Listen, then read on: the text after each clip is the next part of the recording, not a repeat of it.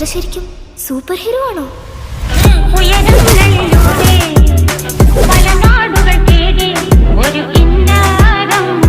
നമ്മള് കാണുന്ന പോലെ അല്ല ആൾക്കാർ.